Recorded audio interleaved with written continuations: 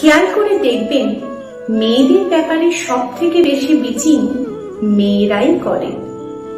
ছোট জামা পরলে, ওড়না না নিলে, সমাজে পরোয়া না করলে, মাসের ওই কটা দিনেও ঠাকুর ঘরে ঢুকলে, কাজ থেকে রাত করে বাড়ি ফিরলে, কাজের খুব উন্নতি করলে, 10টা ছেলের সাথে বন্ধু সুলভ ভাবে মিশলে, হুটহাট বন্ধুদের সাথে ঘুরতে চলে গেলে, বিয়ের পর শাঁখা সিঁদুর না পড়লে, বাচ্চা নিতে দেরি করলে, ডিভোর্স হলে, ডিভোর্স হওয়ার পর আবার একটা বিয়ে করলে, বেশি বয়সে গাঢ় রঙের জামা পরলে, বুড়ো ঠোঁটে লিপস্টিকের শেড ছোঁয়ালে, মেয়েদের ব্যাপারে সব থেকে বেশি বিচিং মেয়েরাই করে।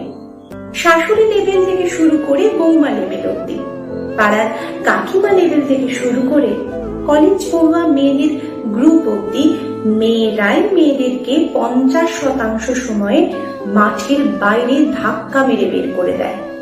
নিজেরাই নিজেদেরকে জিততে দেয় না, নিজেরাই নিজেদেরকে যোগ্য ভাবে না। অথচ মেয়েরা মেয়েদের সব থেকে ভালো বন্ধু হতে পারত।